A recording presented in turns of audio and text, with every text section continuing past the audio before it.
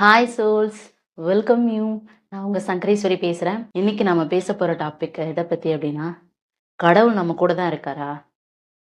இறைவன் அப்படின்ற அந்த உணர்வு, அந்த தன்மை, அந்த பவரை நான் எப்படி உணர்றது, எப்படி நான் புரிஞ்சுக்கிறது?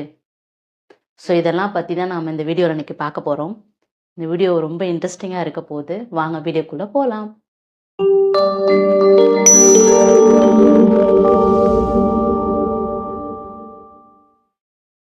கடவுள் இருக்காரா இல்லையா அப்படின்ற ஒரு கொஸ்டினுக்கான ஆன்சரும் நான் ப்ரீவியஸாக நம்ம வீடியோ போட்டிருக்கோம். ஸோ அதை நீங்கள் பார்க்கணுன்னாலும் டிஸ்கிரிப்ஷனில் லிங்க் கொடுக்குறேன், இப்போ செக் பண்ணி பாருங்கள். ஃபர்ஸ்ட் ஆஃப் ஆல் இந்த வீடியோவை நம்ம பார்க்க வர்றோம் அப்படின்னாலே இறைவன் அப்படின்றவரை புரிஞ்சுக்கணும், அவரோட உணரணும், அவரோட ப்ரெசன்ஸை நான் ஃபீல் பண்ணணும் அப்படின்ற ஒரு ஆர்வமும் தீராத ஒரு பக்தியும் இருந்தால் மட்டும்தான் நாம் இந்த வீடியோவை பார்ப்போம். இறைனா என்னன்னு தெரியணும் இல்லையா? இறைவனா யாரு? எதனால எடுத்துக்கலாம். பரமாத்மா, தட் சுப்ரீம் காட். அது நமக்கு சிவனா இருந்தாலும், அல்லாவா இருந்தாலும், இயேசுவா இருந்தாலும், இல்ல அம்மனா இருந்தாலும், பெருமானா இருந்தாலும், சித்தர் பெருமக்களா இருந்தாலும், யாராக இருந்தாலும் நாம தட் சுப்ரீம் காட், அந்த ஆர்ஜின் என்ன, அந்த ஆரம்பம் என்ன, ஆதி அந்தம் இல்லாத ஒரு நிலை இருக்குல்ல, அதை உடையவர் தானே இறைவன். அவர்கிட்ட இருந்து பிரிஞ்சு வந்த ஒரு சின்ன அணுதான் நாம எல்லாரும். இப்போ ஒரு சின்ன எக்ஸாம்பிள் சொல்லணும்னா, ஒரு அசைவே இல்லாத இடத்துல இருந்து ஒரு ஜீவாத்மாக்கு அசைவு ஏற்படுது. அசைவுனா என்ன? ஆசைகள். இதுனா எப்படி இருக்கும்? இந்த அனுபவம் எப்படி இருக்கும்? நான் பறவையா இருந்தா எப்படி இருக்கும்? நான் வானத்துல பறந்தா எப்படி இருக்கும்? நான் ஒரு மிருகத்தை வேட்டையாடினா எப்படி இருக்கும்? இறை சக்தினா என்ன அப்படின்றதுக்கான ஒரு சின்ன குட்டி ஒரு கதை பார்க்கலாமா? நான் இறைவனாவே இருந்தா எப்படி இருப்பேன்? இல்லை நான் ஜாலியாக லைஃப்பை என்ஜாய் பண்ணணும். ஸோ இதெல்லாம் நான் தெரிஞ்சுக்கணும், உலகத்தையே சுற்றணும், நான் உலகத்தில் பார்க்காத இடமே இருக்கக்கூடாது. இந்த மாதிரியான ஆசைகள் எல்லாமே எழுது. ஸோ அங்கே தான் ஒரு அசைவு ஏற்பட்டு அந்த பரமாத்மா கிட்ட இருந்து பிரிஞ்சு, அந்த பரமாத்மா அப்படின்ற அந்த ஒரு ஆரிஜின் கிட்ட இருந்து ஒரு புள்ளி எழுந்து வெளியில வருது. எதுக்காக? அந்த ஆசையை நிறைவேற்றுறதுக்காக. சரி, அந்த ஒரு புள்ளி மட்டும் இருந்தா போதுமா? கண்டிப்பா இல்ல. உடல் அப்படின்றது தேவைப்படும். ஸோ அதுக்காக தான் இத்துணை ஜீவராசிகளும் படைக்கப்பட்டது. ஓரறிவிலிருந்து ஆறறிவு வரை இப்ப மனிதன் இருக்கிறானா, அவனுடைய ஆசைகளையும் விருப்பத்தையும் நிறைவேற்றி சந்தோஷமா வாழ்ந்து பெருவாழ்வு அடையணும். கடைசியா நீ வர்ற இடம் இதுதான் அப்படின்னு சொல்லியும் தான் அவரை அனுப்புவாரு. ஓகேவா? அது வரைக்கும் நீ என்னெல்லாம் என்ஜாய் பண்ணணும்னு நினைக்கிறோ என்ஜாய் பண்ணிட்டு வா. சரி, ஓகே. இப்ப நம்ம அந்த உடல் நமக்கு கொடுக்கப்பட்டுச்சு. நாம இந்த பிறவியில பிறந்து நம்ம வாழ்க்கைய வாழ்ந்துட்டு இருக்கிறோம். இப்படி வாழும்போது என்னெல்லாம் நம்ம அனுபவங்களை எடுத்துக்கிறோம். ஒரு சின்ன எக்ஸாம்பிள் இப்போ ஒரு ஒரு பழத்தை சாப்பிட்டோம் அப்படின்னா, அது இனிக்குது. ஸோ அந்த சுவை எனக்கு ரொம்ப பிடிக்கும். எனக்கு மாம்பழம்னா ரொம்ப பிடிக்கும் அப்படின்னு சாப்பிட்றோம் இல்லையா?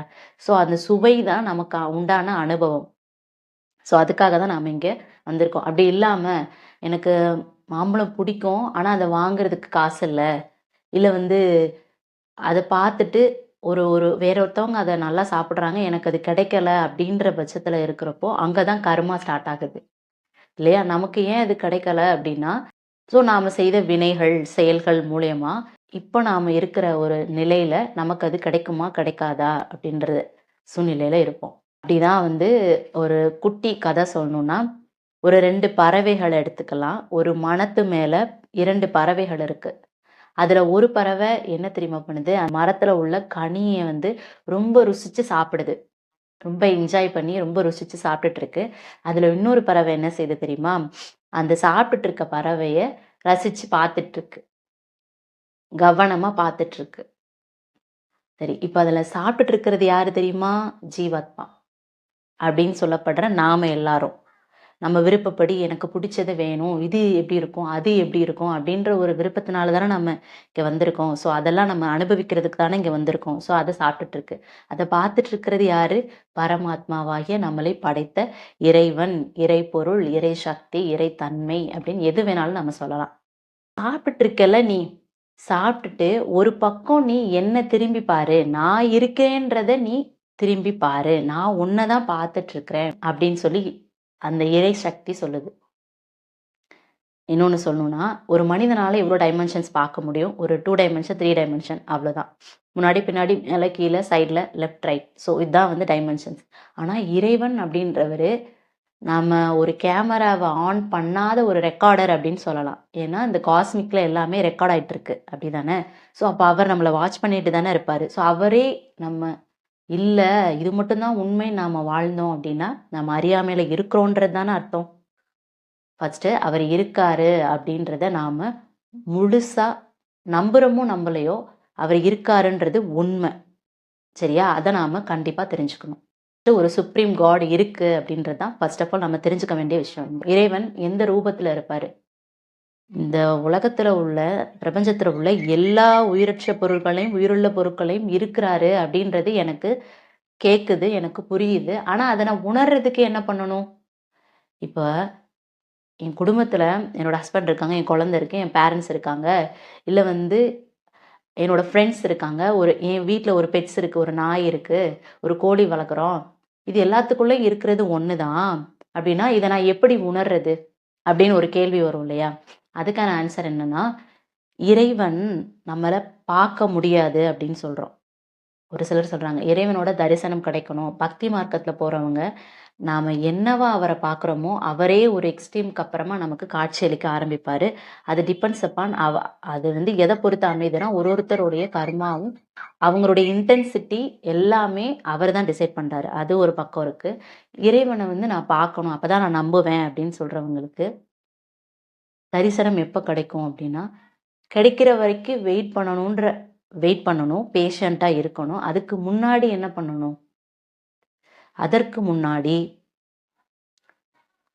இறைவனை உணரணும். இறைவனை பார்க்கறது அப்படின்றத கடந்து அவரை நம்மால உணர முடியும். உணர்வு நிலையிலையும் அறிவாகவும் தான் அவர் இருக்காரு.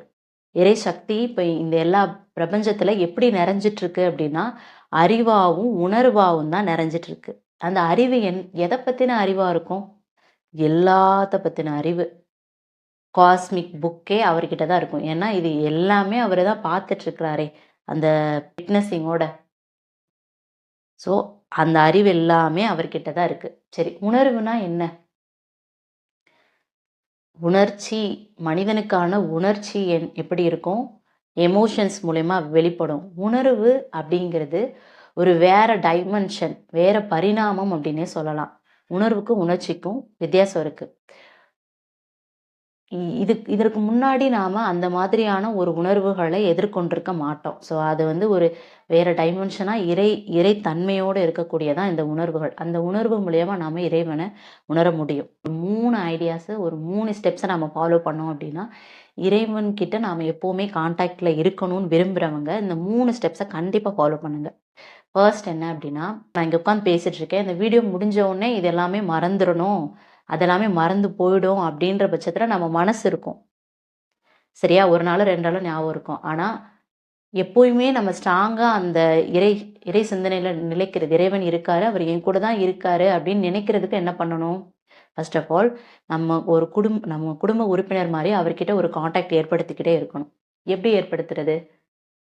எதையுமே அவர்கிட்ட மறைக்க முடியாதுன்றது எல்லாருக்கும் தெரிஞ்ச விஷயம். அப்படி இருக்க பட்சத்துல நீ எல்லாம் ஒரு ஒரு சின்ன சின்ன விஷயத்த கூட நாம ஒரு எண்ணங்கள் மூலியமாகவும் சரி, பேசுறது மூலியமாகவும் சரி, ஒரு நிமிஷம், ஒரு 2 நிமிஷமோ, ஒரு 30 செகண்ட்ஸோ டெய்லியுமே அவர் இருக்காருன்றத நினைவுபடுத்தணும். அப்படி இல்லையா, எப்பப்பெல்லாம் நமக்கு கஷ்டம் வர மாதிரி தோணுதோ, இல்லை எப்பெல்லாம் அழுக வர மாதிரி இருக்கோ, யாரோ திட்டாங்க, ஸோ மனக்கவலையா இருக்கோ, அது எல்லாமே வந்து அவரை நினைவுபடுத்தணும். ஸோ அவர்கிட்ட சொல்லணும், அவர்கிட்ட ஒரு கான்டாக்டை ஏற்படுத்திக்கணும். அதான் ஃபர்ஸ்ட் திங். இந்த ஃபர்ஸ்ட் ஸ்டெப்பை நம்ம கரெக்டாக பண்ணோம் அப்படின்னா டெய்லியுமே அவர் கூட நம்ம ட்ராவல் பண்ணுற மாதிரியான ஒரு ஃபீலிங் ஏற்படும். அது ஒரு பக்தி மார்க்கமாக இருந்தாலும், ஒரு கோயிலுக்கு போய் ஒரு வெள்ளி செவ்வானா கோயிலுக்கு போகிறது, சனிக்கிழமைனா பெருமாளை பார்க்குறது, ஸோ இப்படியும் வழிமுறைகளையும் ஃபாலோ பண்ணி அவர் கூட நம்ம கான்டாக்டை ஏற்படுத்தலாம், பேசலாம். அப்படி இல்லைன்னா வீட்டிலே தியானம் பண்ணுறவங்களா இருக்கட்டும், இல்லை வீட்டிலே கொஞ்ச நேரம் தான் எனக்கு டைம் ஸ்பெண்ட் பண்ண முடியும், நான் வேலைக்கு போகிறேன், குழந்தைய பார்க்கணும், ஸோ இந்த மாதிரிலாம் இருக்குன்னா ஒரு 5 மினிட்ஸ், ஒரு 2 மினிட்ஸ் பேசினாலும் அது ஆத்மார்த்தமாக இருக்கணும், உண்மையாக இருக்கணும். கோபமாக இருந்தாலும் அந்த கோபத்தை கூட நீங்கள் வந்து கடவுள்கிட்ட வெளிப்படுத்தலாம். ஏன்னா இப்போ நம்ம அப்பா அம்மா கிட்ட எத்தனையோ நம்ம ஒரு விஷயம் வந்து நம்ம தப்பாக பண்ணுறோன்னா அவங்க நம்மளை கண்டிக்கிறாங்க. அதனால அவங்க நம்ம மேலே பாசமாக இல்லைன்ற அர்த்தம் கிடையாது. நம்ம சரியாகணும், சரியான வழியில் போகணுன்றதுக்காக தான் நம்மளை திட்டுறாங்க. ஸோ நம்மளுமே வந்து ஒரு சில டைமில் அம்மா அப்பா மேலே கோவப்படுறோம்னா அதை அவங்க பொறுத்துப்பாங்க. அது மாதிரி தான் நம்ம சுப்ரீம் காட் நம்ம படைச்சவருக்கு தெரியாதா நம்மளை பற்றி. ஸோ அவர்கிட்ட நம்ம கோபமாக இருந்தாலும் சந்தோஷமாக இருந்தாலும் துக்கமாக இருந்தாலும் எல்லா சுச்சுவேஷன்லையுமே ஒரு ஸ்டெப் போய் சொல்கிற மாதிரியான ஒரு தொடர்பை நாம் ஏற்படுத்திக்கணும். சரியா? சரி, செகண்ட் திங், ஃபஸ்ட்டு இதை ஃபாலோ பண்ணால் செகண்ட் திங் தன்னால் வந்துடும். சரண்டர் அப்படின்ற ஒரு ஸ்டேஜில் இருக்கணும். சரண்டர்னா என்ன? நீயே எல்லாமே பார்த்துக்கோ, அப்போ எனக்கு பிடிச்ச மாதிரி வாழக்கூடாதா அப்படின்னு கேள்வி கேட்டால், நமக்கு பிடிச்சது எதுனே நமக்கு தெளிவாக தெரியாதப்போ நாம் என்ன செய்யணும்? நீயே பார்த்துக்கோ அப்படின்ற ஒரு ஸ்டேஜில் இருக்கிறதா நம்ம லைஃப்க்கு நல்லது அப்படின்றது தான் தெரிஞ்சுக்க வேண்டிய விஷயம் இங்கே, இல்லையா? நமக்கு எது சரி, எது வேணும், எது தேவை, நம்மளுடைய விருப்பம் நிறைவேறினா என்ன நடக்கும், அதனால் ஏற்படுற விளைவுகள் என்ன, எல்லாமே அவருக்கு தெரியும். ஸோ எனக்கு இது வேணும் அப்படின்னு கேட்டுட்டு இன்னொரு நாள் இது வேணாம் வேற இது வேணும் அப்படின்னு கேட்டால் நம்ம விருப்பப்பட்ட அவர் கொடுப்பாரா? இல்லை. ஸோ அதனால மோஸ்ட்லி இறைவன் வேணும், இறைவன் கூட ஒரு காண்டாக்டில் இருக்கணும்னு நினைக்கிறவங்களுக்கு அதிகமான தேவைகள் இருக்காது. இதுவுமே வந்து ஒரு நல்ல விஷயம்தான். ஏன்னா இறை சக்தி கிட்ட நாம் நெருங்கி போகிறப்போ போய்கிட்டே இருக்கிறப்போ நமக்கான தேவைகள் எல்லாமே அங்கே நம்ம கேட்கறதுக்குள்ள எல்லாமே நடக்கும். இன்னொரு விஷயம் என்னன்னா, எதுவுமே நம்ம கேட்க மாட்டோம். சரியா? ஸோ இப்படி இருக்கிறப்போ நாம கடவுள் இருக்காரா இல்லையா அப்படின்ற நம்பிக்கையிலையும் விரக்தியிலையும் ஃப்ரஸ்ட்ரேஷன்லையும் இப்போ இருக்கிற இந்த யுகத்தில் இறைவன் பீக்லையும் போகிறாரு. இந்த சோஷியல் லைஃப் அப்படின்றது ரொம்ப டவுனாகவும் போயிட்டுருக்கு. நாம் எப்படி எந்த வழியில் போகிறோம், எந்த வழியை சூஸ் பண்ணுறோம், அதற்கு ஏற்றபடி தான் நம்ம இறைவன் நம்மளை கைட் பண்ணுவார், நம்ம கூடயே இருப்பார். இறைவனே வந்து உனக்கு என்னெல்லாம் வேணும்னு கேட்க ரெடியாக இருக்காரு. ஆனால் நான் அதை கேட்க மாட்டேன், நீ கொடுக்க மாட்ட, நான் கேட்டாலும் நீ அதை தரமாட்ட அப்படின்னா அது நல்லாவா இருக்குது? அது சரியாக இருக்குமா? இல்லைன்னு தான் சொல்ல முடியும். இந்த 3 விஷயங்களை நாம் ஃபாலோ பண்ணிகிட்டே வரும்போது இறைவன் உணர்வு நிலையாக உணர முடியும். ஒரு சின்ன சின்ன விஷயங்களில் கூட நாம் அதை பார்க்க முடியும். அதற்கான ஒரு விழிப்புணர்வோடையும் ஒரு ஆர்வத்தோடையும் ஒரு கியூரியாசிட்டியோடையும் நாம் இருந்தால் இது கண்டிப்பாக நடக்கும். ஓகே, நெக்ஸ்ட் ஒரு வீடியோவில் மீட் பண்ணலாம். தேங்க்யூ, பாய்.